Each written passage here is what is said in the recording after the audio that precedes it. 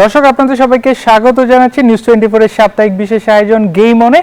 আজকে আমরা কথা বলবো বাংলাদেশের ব্যস্ত সময় এবং ফিফা বিশ্বকাপ নিয়ে। আমাদের সঙ্গে আছেন জনপ্রিয় সাংবাদিক এম কায়সার ভাই, আপনাকে নিউজ 24 এর স্বাগত। ধন্যবাদ। আজকে আসলে আমরা যে দুইটা জিনিস নিয়ে আলোচনা করব, বাংলাদেশ একটা ব্যস্ত সময় পার করছে ক্রিকেট এবং ফুটবল দুই দিকে, এবং সেই সঙ্গে ফিফা বিশ্বকাপ আর মাত্র 5 দিন পরই। শুরুতেই আসলে বাংলাদেশের ব্যস্ত সময় ক্রিকেটটা দিয়ে শুরু করতে চাই। অস্ট্রেলিয়া দল 15 বছর পর বাংলাদেশে পা রাখলো ওয়ানডে এবং টি-20 সিরিজ খেলার জন্য। এই যে একটা লম্বা বিরতির পর আবারও অস্ট্রেলিয়া বাংলাদেশে খেলতে আসলো, এই বিষয়টাকে কিভাবে দেখছেন? না, যদি এটা অস্ট্রেলিয়ার মতো দল যদি নিয়মিত বাংলাদেশে সফরে আসে, এর আগে আপনি জানেন যে এর অনেক আগে কিন্তু এই সফরটা করার কথা ছিল, কিন্তু মাঝখানে অনেক ধরনের সমস্যা ছিল। সেই সমস্যা সংকটের কারণেই অস্ট্রেলিয়ার এই দল এই সিরিজটা একটু পিছিয়ে গিয়েছিল। তারপরেও যে হচ্ছে এটা অনেক স্বস্তির একটা বিষয়, কারণ অস্ট্রেলিয়ার মতো এরকম আপনি উপরের সারির র্যাঙ্কিংয়ে থাকা দল বা শক্তিশালী দলের সঙ্গে যখন খেলবেন তখন নিজের শক্তিটা বোঝা যায়।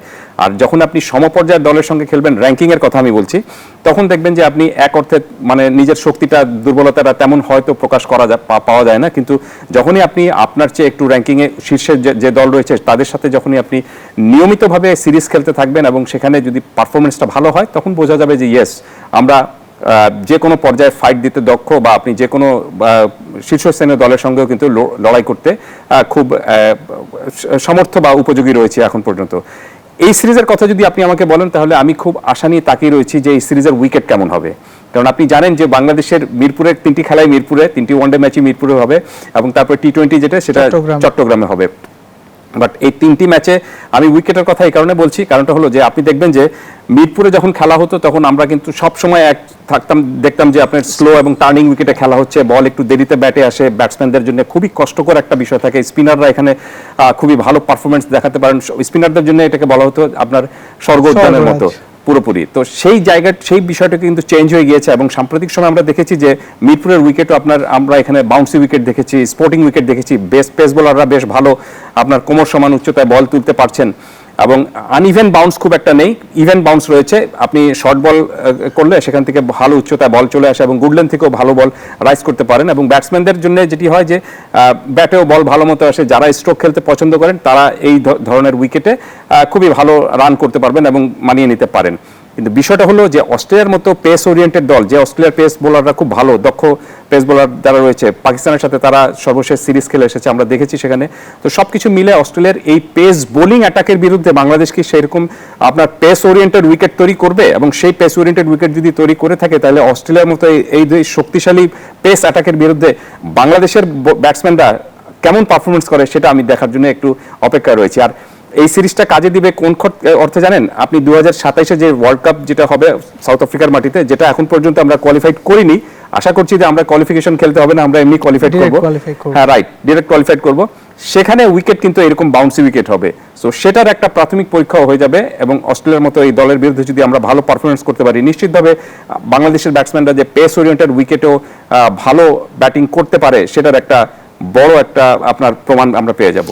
পেসারদের নিয়ে কথা হচ্ছিল সাম্প্রতিক সময়, আমাদের যে পেসারদের যে পারফরমেন্স, আমরা যদি সবশেষ ওয়ানডে সিরিজ পাকিস্তানের বিপক্ষেও দেখি, তারপর আসলে বেশ কয়েকটা সিরিজ আমরা ভালো করেছি, সেই জায়গায় অস্ট্রেলিয়া দলে কিন্তু তাদের প্রথম সারির পেসার বা খেলোয়াড়রা কিন্তু আসছে না। মিচেল স্টার্কের কথা যদি বিশেষ করে বলি, সেই জায়গায় কি বাংলাদেশ দল কিছুটা এগিয়ে থাকবে কিনা অন্তত পেস অ্যাটাকের দিক থেকে? আমি মনে করি বাংলাদেশ দল এগিয়ে থাকবে একটা অর্থে, কারণটা হলো যে এই উইকেট এবং এই কন্ডিশনের সঙ্গে বাংলাদেশের পেসাররা বেশ ভালো মতো পরিচিত। বিশেষ করে আমাদের পেস বোলাররা সাম্প্রতিক যে সিরিজ দুটো হয়েছে, পাকিস্তানের সাথে সিরিজ খেলেছি আমরা এর আগে নিউজিল্যান্ডের সাথেও সিরিজ খেলেছি, তার আগে যে আপনার আয়ারল্যান্ডের সাথে বা জিম্বাবুয়ের সাথে সিরিজ খেলেছিলাম, সবগুলো মিলে আমার কাছে মনে হয়েছে যে এই উইকেটে বাংলাদেশের পেস বোলাররাও যে ভালো বোলিং করতে পারেন, দলকে জেতাতে পারেন, ম্যাচ উইনার হতে পারেন, সেটা তারা প্রমাণ করতে পেরেছেন খুব ভালোভাবে।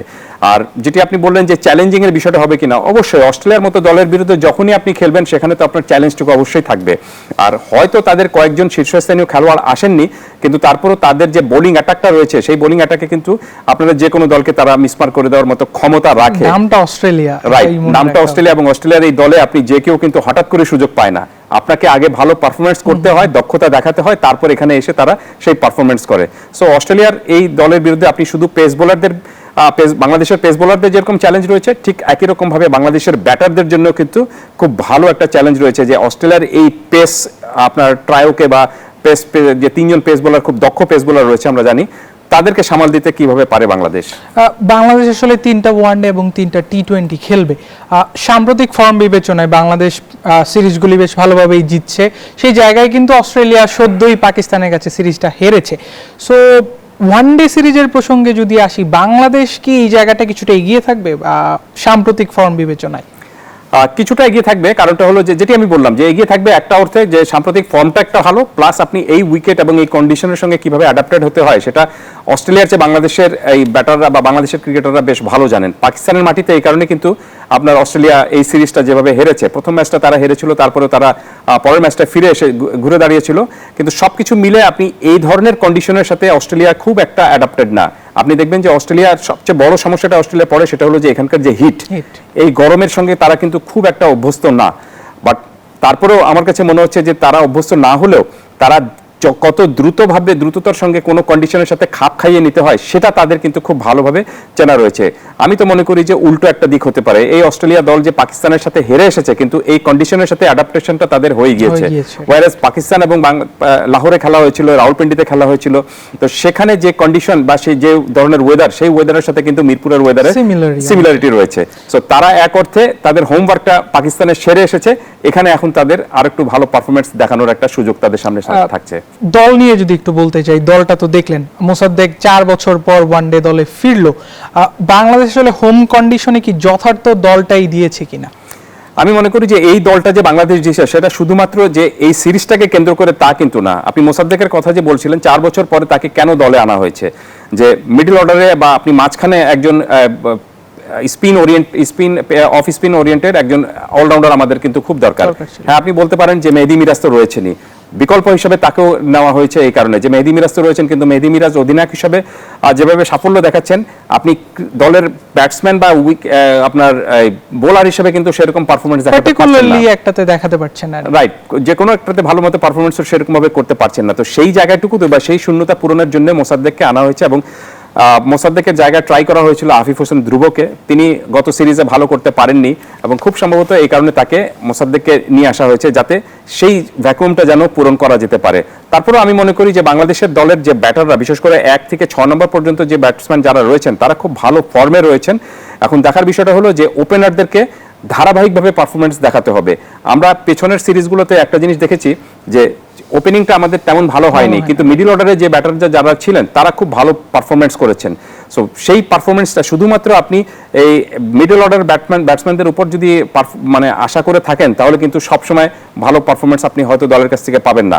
1 থেকে 6 নম্বর পর্যন্ত ব্যাটার যারা রয়েছেন তাদেরকে ম্যাচ জেতানোর কাজটুকু করতে হবে এবং তারা অস্ট্রেলিয়ার এই পেস এবং স্পিন ওরিয়েন্টেড দলের বিরুদ্ধে কতখানি সাফল্য দেখাতে পারেন সেটা একটা বড় চ্যালেঞ্জের বিষয় হবে। ওপেনারদের কথা বলছিলেন, টপ অর্ডাররা কিন্তু আমরা আসলে প্রায় প্রত্যেকটা টি20 ওয়ানডে টেস্ট সব একই জায়গায় একই ধরনের ঘটনাই হয়। আমাদের শুরুর 2-3জন ব্যাটসম্যান আসলে খুব বেশি রান করতে পারে না, মিডল অর্ডার আসলে সেই দায়িত্বটা নেয়। এই সিরিজটাকে কি আসলে মানে তারা নতুন কোনো অপরচুনিটি হিসেবে বা নিজেদেরকে প্রমাণ করার আরো একটা সুযোগ হিসেবে নিতে পারে কিনা? Every match is an opportunity for everyone. কারণটা হলো যে আপনি যখনই সুযোগটা পাচ্ছেন আপনার মনে করা উচিত যে আমি হয়তো পরের ম্যাচে সুযোগ নাও পেতে পারি। সো এই সুযোগটা যখন আপনি পাচ্ছেন তখন সেটা যেন ভালোভাবে কাজে লাগাতে পারেন। দেখুন, একজন ব্যাটসম্যান কিন্তু আপনি প্রথম বলে আউট হয়ে যেতে পারেন, কিন্তু আবার এমনও হতে পারে যে তিনি যখন উইকেটে টিকে গিয়েছেন তখন তাকে কিন্তু কাজটুকু শেষ করে দিয়ে আসতে হয়। আর ওপেনারদেরকে এখানে আমি মনে করি যে ওপেনারদের কাজটুকু হলো, অনেকে বলেন যে ওপেনারদের কাজটুকু অনেক চ্যালেঞ্জের, কিন্তু আমি এখানে একটা বাড়তি সুবিধা দেখি যে তারা সবচেয়ে বেশি বল খেলার সুযোগটা পান, তারা সবচেয়ে বেশি সময় পান উইকেটে স্থির হওয়ার জন্য। আপনি লোয়ার মিডল অর্ডারে যারা থাকেন বা মিডল অর্ডারে যারা থাকেন তারা অনেক সময় উইকেটে গিয়ে আপনার অ্যাডাপ্টেড হওয়ার আগে তাদেরকে কিন্তু চিন্তা করতে হয় যে আমি যেন স্কোরবোর্ডের রানটা আমার যেন ঠিকমতো টিকটিক করছে কিনা বা স্কোরবোর্ডের রানটা আমাকে বাড়াতে হবে, সেই চিন্তাটা তাদের পেয়ে বসে উইকেটে সেট হওয়ার আগেই। বাট ওপেনারদের ক্ষেত্রে সেই জিনিসটা নেই, তাদের কাছে যে একটা সুযোগ রয়েছে যে প্রথম 10 ওভারটা যদি আমরা ভালো মতো করে 4.5-5 রান রেট করেও যদি এগিয়ে নিয়ে যেতে পারি তাহলে অনেক সুবিধা পাওয়া যাবে। তার চেয়েও বড় বিষয়টা হলো যে আপনি প্রথম 10 ওভারে যখন আপনি মাঠের 30 গজের বাইরে মাত্র 2 জন থাকেন, আপনি যদি একটু ওভার দ্য টপ খেলার সুযোগটা আপনার সামনে থাকে, আপনি যদি খেলতে পছন্দ করেন শর্টস ওভার দ্য টপ, সেটা কাজে লাগাতে পারবেন, কিন্তু সেটা মিডল অর্ডার ব্যাটসম্যান যারা থাকেন তারা কিন্তু কাজে লাগাতে পারেন না। সো আমি মনে করি যে এই সুবিধাগুলো কাজে লাগাতে পারলে ওপেনারদের সফল হওয়ার কোনো কারণ নেই, কিন্তু দেখতে হবে যে আগে গিয়ে একটু বুঝে শুনে তারপরে নিজে সেট হয়ে লম্বা ইনিংস খেলার একটা সুযোগটুকু নিতে হবে। অপরচুনিটিজ এর কথা বলছিলেন, মোসাদ্দেক 4 বছর পর দলে ফিরেছে, তারপর সাংবাদিকদের সঙ্গে কথাও বলেছে যে আফিফ হোসেনের বদলে সে এসেছে, সে 27 ওয়ানডে বিশ্বকাপটা খেলতে চায়। সেটা নিয়ে আমাদের একটা প্রতিবেদন আছে, আমরা একটু সেটি দেখে আসতে চাই। মোসাদ্দেক হোসেন 4 বছর পর ওয়ানডে দলে ফিরেছে, সেটি নিয়ে আমাদের হাতে একটি প্রতিবেদন আছে দর্শক, আমরা সেটি দেখে আসতে চাই। অফ স্ট্যাম্পের বাইরে ফ্লাইটের ডেলিভারি করলেন মোসাদ্দেক হোসেন।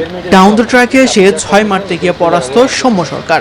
শুরু হয় মোসাদ্দেকের বনু উদযাপন। প্রায় 4 বছরের হতাশা কাটিয়ে জাতীয় দলে সুযোগ পাওয়ার পর এ যেন এক অন্য সৈকত। সদ্যবিদায়ী নির্বাচক আশরাফ হোসেন লিপু একসময় বলে দিয়েছিলেন, যতদিন মিরাজ আছেন জায়গা নেই মোসাদ্দেক হোসেনের। তবে সৈকতের দাবি, জাতীয় দলে একসাথে 2-3 জন অলরাউন্ডার খেলেছে হরহামেশাই। একটা সময় থেকে শুরু করে আমরা অনেক দিন, এমন না যে মানে 2-1টা ম্যাচের জন্য, অনেক ম্যাচের জন্য আমরা একসাথে 3-4 জন অলরাউন্ডার খেলেছি বাংলাদেশ টিমে। সো সেইটা আসলে মানে আমি আসলে বিষয়টা একটু হতাশ ছিলাম। হাবিবুল বাশারের নির্বাচক প্যানেল সুযোগ দিয়েছে ঘরোয়া ক্রিকেটে পরীক্ষিত এই অলরাউন্ডারকে। দলে সাকিব না থাকায় দায়িত্বটা অনেক বেশি। তবে সাকিবের বদলি হিসেবে নয়, সৈকত খেলতে চান নিজের ক্রিকেটটাই। ওনার মতো করে আসলে 2টা ডিপার্টমেন্ট একই সাথে এভাবে করে হ্যান্ডেল করা, এটা মানে ওয়ার্ল্ড ক্রিকেটের রেয়ার একটা ব্যাপার আর কি।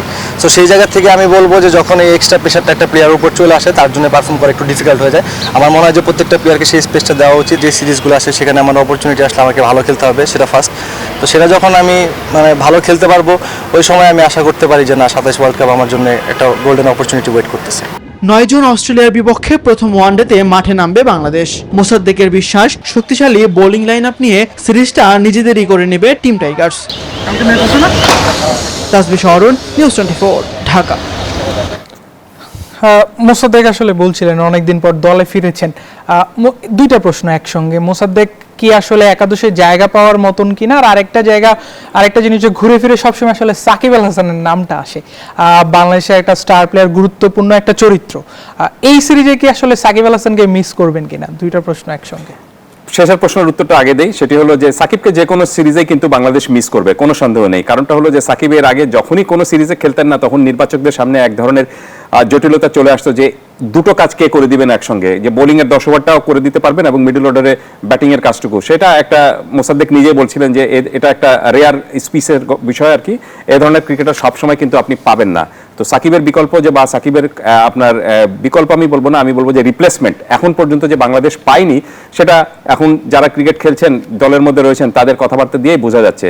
সো সাকিবকে সবসময় মিস করবে, কিন্তু সেই সঙ্গে বাস্তবতাটা আপনাকে মেনে নিতে হবে যে কারো জন্য আপনি কোনো কিছু থেমে থাকে না, সময় কারো জন্য কিন্তু কখনোই থেমে থাকে না। সাকিব আল হাসান অলরেডি 40 হয়ে গেছে, রাইট, 40 হয়ে গিয়েছেন এবং তিনি এক অর্থে কিন্তু আপনার টেস্ট এবং টি20 থেকে রিটায়ারমেন্ট চলে গিয়েছিলেন, বলে দিয়েছিলেন নিজের। ওয়ানডে থেকে তিনি নেননি, কিন্তু লম্বা সময় ধরে, যেহেতু প্রায় 2 বছরের বেশি সময় ধরে তিনি ইন্টারন্যাশনাল ক্রিকেটে নেই, আপনি হয়তো বলতে পারেন তিনি তো ফ্র্যাঞ্চাইজি ক্রিকেটে খেলছেন। It's a fur difference between franchise cricket and international cricket. Fitness থেকে শুরু করে আপনি ম্যাচের যে পরিকল্পনা লাগে বা ম্যাচের ইন্টেন্সিটি যেটা লাগে, সবকিছু মিলে কিন্তু অনেক বড় পার্থক্য রয়েছে। সো 2 বছর ধরে সাকিবকে আমরা যেহেতু মিস করেছি, আমার মনে হয় যে সাকিব বাস্তবতাটুকু মেনে নেওয়া উচিত যে সাকিবকে আমরা আর সামনে কোনো ম্যাচে টুর্নামেন্টে পাচ্ছি না। সো তার জায়গায় কাকে খেলানো হবে বা সেই গ্যাপটা কিভাবে পূরণ করতে হবে, সেটা নির্বাচকদের কাজ এবং নির্বাচকরা সেরকম ভাবেই ব্যবস্থাটুকু নেবেন। এটি গেল একটি দিক। আর মোসাদ্দেকের বিষয় যদি বলি, আমি মোসাদ্দেক কিন্তু আমি শুনছিলাম মোসাদ্দেক বলছিলেন যে গোল্ডেন অপরচুনিটি, একটা শব্দ তিনি বলেছেন। তো গোল্ডেন অপরচুনিটিটা কি? এই সিরিজে তাকে একটা 4 বছর পর যখন কেউ ফিরে আসে ইন্টারন্যাশনাল ক্রিকেটে, তখন তার জন্য কিন্তু অনেক বড় একটা সুযোগ। এটাও কিন্তু একটা রেয়ার ঘটনা। ইনফ্যাক্ট মোসাদ্দেককে নিয়ে কিন্তু বেশ কয়েকটা কন্ট্রোভার্সিও ছিল, তিনি কন্ট্রোভার্সি ছিল এবং আপনার এক ধরনের কিন্তু আপনার ম্যাচ ফিক্সিং নিয়ে যে সন্দেহজনক যে আপনার মানে ঘটনা ঘটেছিল, সেটা নিয়ে যে আপনি তদন্ত হচ্ছিল, সেই তদন্তে তিনি কিন্তু রেড ফ্ল্যাগের মধ্যে ছিলেন। সেটা বিসিবির কর্মকর্তারা, আগের বোর্ডের কর্মকর্তারা সেটা জানিয়েছেন যে তিনি সন্দেহজনক তালিকায় ছিলেন। বাট এখন পর্যন্ত যে সেই তদন্তের রিপোর্ট যেটি বেরিয়েছে, সেই তদন্তের রিপোর্টে তার নামটুকু নেই, অন্য কর্মকর্তাদের নামটুকু রয়েছে বলেই তাকে কিছুটা হলেও তিনি একটু রিলিফ রয়েছেন বলেই নির্বাচকরা তাকে আপনার ইন্টারন্যাশনাল ক্রিকেটের জন্য বিবেচনাটা করেছেন। এখন বিষয়টা হলো যে 4 বছর পর আপনি ফিরে এসেছেন, আপনি একটা রেড ফ্ল্যাগের মধ্যে ছিলেন, সেখান থেকে সেই সন্দেহের তালিকা থেকে আপনাকে মুক্ত করা হয়েছে। এখন একটাই দেখানোর বিষয়, if you get a chance you have to perform. Right, সেটাই এখন তার সামনে বড় একটা চ্যালেঞ্জের বিষয় রয়েছে। আর বাংলাদেশ যেরকম ভাবে আপনি শ্রীলঙ্কা, নিউজিল্যান্ড এবং পাকিস্তানের বিরুদ্ধে যে পরিকল্পনা নিয়ে খেলেছিল বা যে পরিকল্পনা নিয়ে একাদশটা সাজিয়েছিল, সেটা যদি সেই পরিকল্পনা নিয়ে যদি একাদশটা সাজায়, তাহলে মোসাদ্দেকের অবশ্যই আমি মনে করি যে একাদশে থাকার সুযোগটা রয়েছে। হোম কন্ডিশনের কথা আসলে আমরা শুরুর দিকে আলোচনা করছিলাম, বাংলাদেশ কি আসলে নিজেদের হোম কন্ডিশনে অস্ট্রেলিয়ার বিপক্ষে ওয়ানডে সিরিজটা জিততে পারবে কিনা? বাংলাদেশের আগে টি-20তে কিন্তু হোম কন্ডিশনে অস্ট্রেলিয়ার বিরুদ্ধে জিতেছিল এবং খুব ভালোভাবেই জিতেছিল, আপনি জানেন যে, এবং সেটা মানে ওই স্পিন উইকেট তৈরি করে, কিন্তু সেটা কখনোই আমি মনে করি না যে সেরকম ভাবে আপনি টেইলর মেড একটা উইকেট তৈরি করে তারপর আপনি প্রতিপক্ষকে আমন্ত্রণ জানাবেন এবং টি-20 ম্যাচে আপনাকে টেস্ট ম্যাচের মতো খেলতে হবে। সেই টি-20 ম্যাচে আমরা দেখেছিলাম যে 115 রান করলেই যথেষ্ট, সেখানে ম্যাচ জিতে মোটামুটি কনফার্ম ছিল যে 115 বা 120 করলে জিতে যাওয়া যায়। বাট এবার উইকেটটা সেরকম হবে না। আর হোম কন্ডিশনের সুবিধাটা যেটা আমি বললাম, যে হোম কন্ডিশন আমি মনে করি যে এই যে তীব্র গরমটা রয়েছে, এই গরমের সঙ্গে অস্ট্রেলিয়া তেমন একটা অভ্যস্ত না, বাংলাদেশ অন্তত অভ্যস্ত হয়ে গেছে এবং বাংলাদেশের এই ক্রিকেটাররা কিন্তু আপনার ডিপিএল এ খেলেছেন। সো এই কন্ডিশন, এবং কিছুদিন আগে পাকিস্তানের মতো দলের সঙ্গে কিন্তু আপনি টেস্ট ম্যাচ খেলেছে, যে টেস্ট ম্যাচে বাংলাদেশের পুরো 5 দিনই ম্যাচটা খেলেছে। সো এই গরম, এই কন্ডিশন, এই হোম মানে ফ্যাসিলিটিস, সুবিধা সবকিছু বাংলাদেশ দলের জন্য খুব চেনা পরিচয় রয়েছে। তারপরেও দলটা যেহেতু অস্ট্রেলিয়া এবং অস্ট্রেলিয়ার কিন্তু আপনার উপমহাদেশ থেকে ওয়ার্ল্ড কাপ জেতার অভিজ্ঞতারও রয়েছে, যদিও সেটা অনেক আগের 1987 সালে সেটা, কিন্তু তারপরও আপনাকে মাথায় রাখতে হবে যে তারা যে কোনো কন্ডিশনের সাথে অ্যাডপ্টেড হওয়ার ক্ষমতাটুকু রাখে। ধন্যবাদ। আমরা আসলে অস্ট্রেলিয়া সিরিজ নিয়ে অনেক আলোচনা করেছি, আমাদের একটা বিরতির সময় হয়েছে। দর্শক, গেম অনের সময় হলো একটি বিরতির পর আমরা আবারও ফিরছি। দর্শক, আপনাদের সবাইকে আবারও স্বাগত জানাচ্ছি নিউজ 24 এর সাপ্তাহিক আয়োজন গেম অনে। আমরা বাংলাদেশের ব্যস্ততা এবং বিশ্বকাপ ফুটবল নিয়ে কথা বলছিলাম। কাইসার ভাই, আপনার কাছে আসলে এবার একটু বিসিবির প্রসঙ্গে আসতে চাই। বিসিবিতে আসলে যে নির্বাচনটা খুবই আসন্ন, 2 দিন পরে নির্বাচন, এই নির্বাচনের আগে একটা ঘটনা ঘটেছে, আইসিসি থেকে আসলে একটা কমিটি এসেছিল দুজন মেম্বারের। এই যে বিষয়টা, এটাকে নিয়ে আসলে বিসিবির তরফ থেকে একটা এক্সপ্লেনেশন দেওয়া হয়েছে এবং এর আগের যেই কমিটি তারা একটা এক্সপ্লেনেশন দিয়েছে। আসলে এই যে বিষয়টা, দুই পক্ষের দুই রকম কথা, এই জিনিসটাকে আসলে কিভাবে দেখছেন? ওয়েল দায়ান, এতক্ষণ আমরা মাঠের ক্রিকেট নিয়ে আলোচনা করছিলাম, এখন মাঠের বাইরের ক্রিকেট নিয়ে একটু আলোচনা করতে হবে। এটা ইটস এ গেম, এটাও একটা গেমের মতো হয়েছিল। কারণ আপনি জানেন যে আইসিসির যে পর্যবেক্ষক দল যেটা পাঠিয়েছিল, পর্যবেক্ষক দল আমি এই কারণে বলছি যে তারা বাংলাদেশের এখন ক্রিকেটীয় প্রশাসনের পরিস্থিতিটি কি এটা জানার জন্য তারা 2 সদস্যের একটা প্রতিনিধি দলকে পাঠিয়েছিল। কেন পাঠিয়েছিল?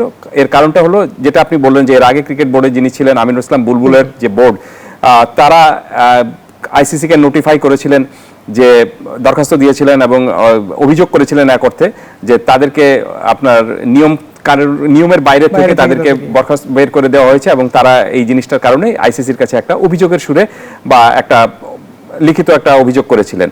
তো লিখিত অভিযোগ যখনই আপনি কারো কাছ থেকে করবেন, তখন সেখানে তো তাদের সামনেও কিছু বিষয় থাকে যে আমরা এটাকে একটু হ্যান্ডেল করি, এবং সেই বিষয়টা দেখার জন্যই কিন্তু আইসিসি 2জন প্রতিনিধিকে তাদের এখানে পাঠিয়েছিল, যে প্রতিনিধিকে আবার বর্তমান ক্রিকেট বোর্ড অ্যাডহক কমিটি যারা রয়েছে তারা বলছে যে তারা এসেছেন যে নির্বাচন পর্যবেক্ষণ করার জন্য, এই কারণে তাদেরকে পর্যবেক্ষক হিসেবে বলা হচ্ছে, which is not true.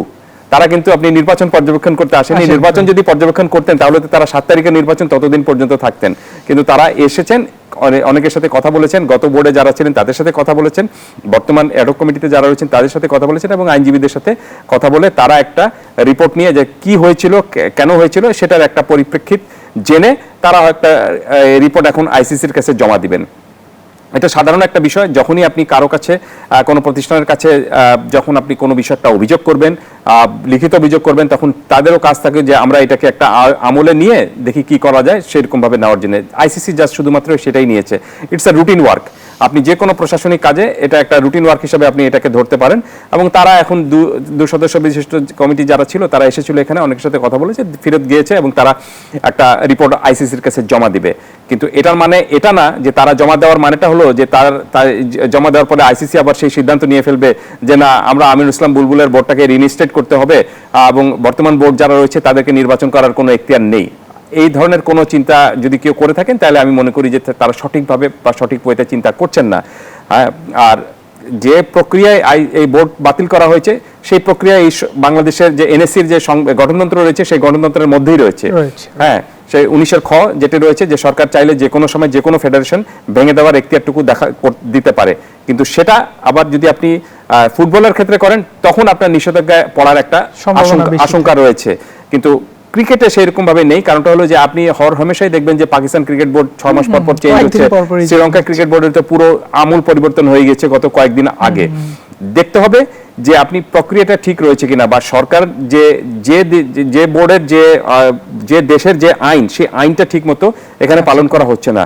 So cricket বোর্ডের যে আপনার ভেঙে দেওয়া হয়েছে এবং আগের বোর্ডটাকে যে বাতিল করা হয়েছে, সেটা ল্যান্ড অফ ল যেটা রয়েছে বাংলাদেশের, সেই প্রক্রিয়া মেনেই কিন্তু করা হয়েছে। সো এখানে আমি মনে করি না যে বড় কোনো ধরনের বিষয় রয়েছে যে মেজর কোনো কিছু হচ্ছে না, আপনি নিশ্চিত থাকতে পারেন এটাতে। আর বিসিবির নির্বাচন প্রসঙ্গে যেটা বললেন যে আপনি যদি আমাকে পার্সোনালি জিজ্ঞেস করেন, তাহলে এই নির্বাচন নিয়ে আমি আর বিন্দুমাত্র উৎসাহ বা কোনো তেমন বাড়তি কোনো কিছু আনন্দ খুঁজে পাচ্ছি এমন কোনো কিছু নয়। কারণটা হলো যে গত নির্বাচন যেরকম ভাবে যে প্রক্রিয়া হয়েছিল, যে মানে আপনার দোষী হয়েছিল, সেই দোষী হওয়ার মতো যথেষ্ট উপাদান কিন্তু এবার নির্বাচনে রয়েছে, যেভাবে গতবারটা হয়েছিল। সেটা পরিবর্তিত হয়নি। কেন পরিবর্তিত হয়নি তার সবচেয়ে বড় কারণটা হলো যে ক্রিকেট বোর্ড যে গঠনতন্ত্রের আলোকে নির্বাচন হচ্ছে, সেই গঠনতন্ত্রটা আপনি যতদিন না পর্যন্ত নতুন করে আবার তৈরি করবেন এবং সেখানে কিছু যে আপনার সূত্র রয়েছে বা যে গঠনতন্ত্রের কিছু বিধিবিধান রয়েছে, সেই বিধিবিধানগুলোকে যখন পর্যন্ত না আপনি এটা পরিবর্তন করবেন, ততদিন পর্যন্ত আপনাকে এই ধরনের নির্বাচনই আপনাকে দেখতে হবে এবং আপনাদেরকে বলতে হবে যে বিসিবির আরেকটি প্রশ্নবিদ্ধ নির্বাচন হচ্ছে। তো সেই প্রশ্নবিদ্ধ নির্বাচনকে যদি আপনি না দেখতে চান, সুষ্ঠু সুন্দর সাবলীলভাবে নির্বাচন দেখতে চান, তাহলে অবশ্যই আমি মনে করি যে গঠনতন্ত্রের পরিবর্তনটা আবশ্যিক। আমরা আসলে ক্রিকেট নিয়ে অনেক আলোচনা করেছি। আজকে রাত 11টায় বাংলাদেশ সান মেরিনোর বিপক্ষে যে ঐতিহাসিক ম্যাচটি সেটি অনুষ্ঠিত হতে যাচ্ছে, চারদিকে আসলে একটা কথা ভাসছে যে বাংলাদেশ ইউরোপের মাটিতে খেলতে যাচ্ছে। সান মেরিনো যদিও আমাদের থেকে আসলে 211 নম্বরের র্যাঙ্কিং এ একটা দল, আমরা 181 নম্বরে আছি। এই ম্যাচটা নিয়ে আসলে বাংলাদেশ দলের কাছে আপনার প্রত্যাশাটা কি? গুরুত্বপূর্ণ ম্যাচ তো অবশ্যই, কারণটা হলো যে এটা ফিফা প্রীতি ম্যাচে আপনি, এবং এখানে যদি বাংলাদেশের এই দলটা জিততে পারে এবং ইউরোপের এই দলটা, আপনি র্যাঙ্কিংয়ে হয়তো তারা অনেক পিছিয়ে রয়েছে, কিন্তু তারপরেও আপনি খেলাটা যেখানে হচ্ছে সেই কন্ডিশনের সাথে বাংলাদেশ খুব একটা অ্যাডাপ্টেড না। আর বাংলাদেশের এই মুহূর্তে দলের যে পরিস্থিতি, আপনি দেখবেন যে বাংলাদেশের দলের মধ্যে বাংলাদেশের এই দলটা যখনই ফুটবলে খেলতে মাঠে নামছে, তখন চারিদিক থেকে প্রত্যাশার চাপটুকু কিন্তু বেড়ে যাচ্ছে যে আমরা বোধহয় ব্রাজিল আর্জেন্টিনার মতো হয়ে যাচ্ছি, কিন্তু সেইরকম ভাবে এখন পর্যন্ত আমরা হইনি। আমরা ভালো দল হয়ে ওঠার একটা প্রক্রিয়ার পথে রয়েছি, বাট সময়টুকু দিতে হবে, সময় সবাইকে দিতে হবে। আপনি প্লেয়ারদেরকে দিতে হবে, অধিনায়ককে দিতে হবে, সবচেয়ে বেশি যে জিনিসটা যাকে দিতে হবে তিনি হলেন কোচ। কারণ একটা খেলায় বা একটা ম্যাচে আপনি একজন কোচের সবকিছু সম্পর্কে আপনি যদি একেবারে জাজমেন্টাল পর্যায়ে চলে যান, তাহলে কিন্তু কখনোই সম্ভব সেটা হবে না। সো নতুন কোচ যিনি টমাস ডুলি এসেছেন, তার জন্য একটা বড় একটা চ্যালেঞ্জের বিষয়। তিনি তো এই টিমের অনেকের সাথে তার প্রথম দেখাই হয়েছে গিয়ে কিন্তু আপনার ওই সান মেরিনোতে গিয়ে তার সাথে দেখাই হয়েছে। ওয়ারেস তার সাথে যদি এই প্লেয়ারদের অ্যাডাপ্টেশনটা আরেকটু আগে হতো, তাহলে তিনি হয়তো সেরকম ভাবে প্ল্যানটুকু করতে পারতেন। এই প্লেয়ারদের খেলাই দেখেছেন তিনি কিছুদিন আগে সেখানে। খুব আশায় আছি আমি যে এই ম্যাচটা আমি নিজে দেখবো। এই ম্যাচটা যদি বাংলাদেশ দল জয়ী বা হারার বিষয়টা না, আমি দেখবো যে বাংলাদেশ আসলে সত্যিকার অর্থে চ্যালেঞ্জিং ফুটবল খেলতে পারছে কিনা, বা যেভাবে ফুটবল দেখতে আমরা অভ্যস্ত, যে আক্রমণাত্মক ফুটবল থেকে শুরু করে আপনি যেভাবে ফুটবল খেলাটা উচিত, সেটা বাংলাদেশ দলের খেলায় ফুটে ওঠে কিনা, আমি সেদিকে তাকিয়ে রয়েছি। একটা ফান ফ্যাক্ট সেটা হচ্ছে যে আমি আজকে সান মেরিনো নিয়ে একটু রিসার্চ করার সময় দেখলাম তাদের যেই খেলোয়াড়রা আছে অনেকে আসলে ফুটবলের বাইরে অন্যান্য কাজ করে, কেউ কারখানায় কাজ করে, কেউ বিভিন্ন প্রফেশনে আছে। সেই জায়গায় আমরা আসলে রেগুলার বেসিসে ফুটবলটা খেলি। সো এই দিক থেকে কি আমরা আসলে কোনো দিক থেকে এগিয়ে থাকবো কিনা তাদের থেকে? না, তাদেরও পেশাদারি ফুটবলার আছে, কিন্তু তারা ধরুন আপনি একটা খেলার মধ্যে একটা আনন্দটুকু খুব বেশি খুঁজে পায়, এবং তারা দেখবেন যে আপনি এটা শুধুমাত্র যে ফুটবলের ক্ষেত্রে তা কিন্তু না, আপনি দেখবেন যে ক্রিকেটের ক্ষেত্রে অনেক হয়ে থাকে। আয়ারল্যান্ডের অনেক ক্রিকেটার কিন্তু আপনি পেশাদারি ক্রিকেটার না, কিন্তু তারা হয়তো শিক্ষকতা করেন, কিন্তু পার্ট টাইম ক্রিকেটার হিসেবে তারা আরব আমিরাতেও তাই রয়েছে। বাট এটার মানে এটা না যে তাদের সেই প্যাশনটুকু নেই, তাদের সেই প্যাশনটুকু রয়েছে বলেই কিন্তু তারা নিয়মিত কাজের বাইরেও তারা এই কাজটুকু করছেন। আর সেদিক থেকে বাংলাদেশ দলের কিন্তু আবার সেই সমস্যাটুকু নেই। বাংলাদেশ দলের পুরোপুরি এখন যে ফুটবল দল যারা খেলছেন, আপনি হামজা লেস্টারে খেলে এসেছেন, সামিত সোম থেকে শুরু করে বাদবাকি সবাই কিন্তু আপনি ভালো লিগে খেলার অভিজ্ঞতা রয়েছে, এবং বাংলাদেশের এই দলটার মধ্যে যেটা আমি বললাম যে আপনি যখনই ওই বংশোদ্ভূত মানে ইউরোপে বংশোদ্ভূত খেলোয়াড়দেরকে বাংলাদেশে নিয়ে এসেছেন এবং তারা যখন থেকে খেলতে শুরু করেছে তখন এই পুরো দলের খেলার স্টাইল, খেলার চেহারা এবং প্রত্যাশার চাপ সবকিছু কিন্তু বেড়ে গিয়েছে। সো এটা একটা আমি অপেক্ষায় রয়েছি যে এই যে পুরো জিনিসের সাথে বাংলাদেশের যে পুরো খেলার যে একটা সিনক্রোনাইজেশন রয়েছে, যে ফুটবল সত্যিকার অর্থে কিভাবে খেলে বা কিভাবে প্রতিপক্ষকে চেপে ধরা যায়, এবং এটা যে একটা খুব ভালো পজিটিভ দিক হয়েছে এটা বোঝা যাচ্ছে বাংলাদেশ দলের পারফরমেন্সে। আপনি মাঠের ফুটবলে বাংলাদেশ দল যেভাবে খেলছে এই খেলাটুকু যদি তারা অন্তত 2 বছর ধরে রাখতে পারে এবং যে জায়গাগুলোতে আপনার ভ্যাকুয়াম রয়েছে, খেলোয়াড়দের একজন খেলোয়াড়ের জায়গা আরেকজন খেলোয়াড় যে খেলানোর যে বিষয়টা রয়েছে সেই ভ্যাকুয়ামটা যদি আমরা পূরণ করতে পারি, কোচের উপর যদি আমরা আস্থাটুকু রাখতে পারি এবং ফুটবল ফেডারেশন যদি পুরো দলটাকে সঠিকভাবে পরিচালনা করতে পারে, তাহলে আমি মনে করি যে ফুটবল নিয়ে আমরা যে স্বপ্নটুকু দেখছি সেই স্বপ্নের কাছাকাছি হয়তো যেতে পারবো। আমি বলছি না এখনই যে বাংলাদেশ কালকে এই 4 বছর পরে বিশ্বকাপ খেলে ফেলবে, আগে আমাদেরকে প্রসেসটা শুরু হবে, আমাদেরকে আগে এশিয়ান জোনে ভালো করতে হবে, তারপর আমাদেরকে পরের স্বপ্নটুকু দেখতে হবে। আমরা আসলে আমাদের হাতে আরো 2টা টপিক আছে, সেটা হচ্ছে নারী সাফের ফাইনাল আগামীকালকে এবং বিশ্বকাপ ফুটবল আসছে, সেই বিষয়গুলি নিয়ে আমরা আসলে বিরতির পর আলোচনা করব। দর্শক, সময় হলো আরো একটি বিরতির পর আমরা আবারও ফিরছি। দর্শক, আপনাদের সবাইকে আবারও স্বাগত জানাচ্ছি গেম অনে। আমরা আসলে আলোচনা করছিলাম বাংলাদেশের ব্যস্ততা এবং বিশ্বকাপ নিয়ে। আরেকটা জিনিস, সেটা আসলে আমাদের জন্য অনেক গুরুত্বপূর্ণ, নারী সাফ চ্যাম্পিয়নশিপের ফাইনাল আগামীকালকে। আজকে কিন্তু ট্রফি নিয়ে ফটো সেশনটা হয়ে গিয়েছে। বাংলাদেশের ওভারঅল এই টুর্নামেন্টে আসলে পারফরমেন্সটা কেমন দেখলেন, আর ফাইনালে কতটুকু সম্ভাবনা? আমি সন্তুষ্ট না, কারণটা হলো যে বাংলাদেশ দলের কাছে আমি যেরকম পারফরমেন্স দেখতে চেয়েছিলাম, যদিও বাংলাদেশ ফাইনালে খেলছে, টানা 3বারের মতো চ্যাম্পিয়ন হবে যদি তারা এবার জিততে পারে, ফাইনাল চলে এসেছে, কিন্তু ফাইনালের আগের যে ম্যাচগুলো যেটা ছিল বাংলাদেশ আমি মনে করি যে সবচেয়ে বাজে ম্যাচ খেলেছেন মালদ্বীপের সঙ্গে, যেটাতে তারা 2-1 গোলে জিতেছে। ম্যাচটা জিতেছে কিন্তু তারপরেও মালদ্বীপ সেই ম্যাচে দুর্দান্ত পারফরমেন্স করেছে, এক অর্থে বলা যেতে পারে। মালদ্বীপ এর আগের ম্যাচে কিন্তু ভারতের সঙ্গে 11 গোলে, যে দলকে ভারত 11-0 গোলে হারিয়েছে সেই দলের বিরুদ্ধে বাংলাদেশ একসময় পিছিয়ে ছিল বা সমতা ছিল, খুব সম্ভবত সমতা ছিল, তারপরে শেষ মুহূর্তে গোলে জিতেছে। আরো বড় ব্যবধানে জেতা উচিত ছিল। সেই ম্যাচে বাংলাদেশকে আমি প্রচুর ভুল পাস দেখেছি, প্রচুর আপনার দেখে মনে হয়েছে যে দলটা পরিশ্রান্ত, দলের মধ্যে সিনক্রোনাইজেশন ঠিক নেই।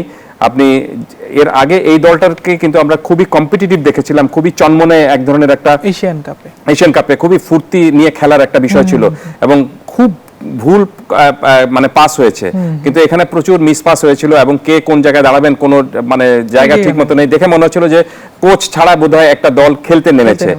প্রথম ম্যাচ ছিল বলেই হয়তো সেই ধরনের একটা জটিলতায় পড়ে গিয়েছিল এবং তার চেয়ে বড় বিষয় হয়তো তারা মালদ্বীপকে খুব সহজ প্রতিপক্ষ হিসেবে বেছে নিয়েছিল। দেখুন, ফুটবলে কিন্তু আপনি কখনোই কাউকে আপনার মনে করবেন না যে খুব সহজেই জিতে যেতে পারেন।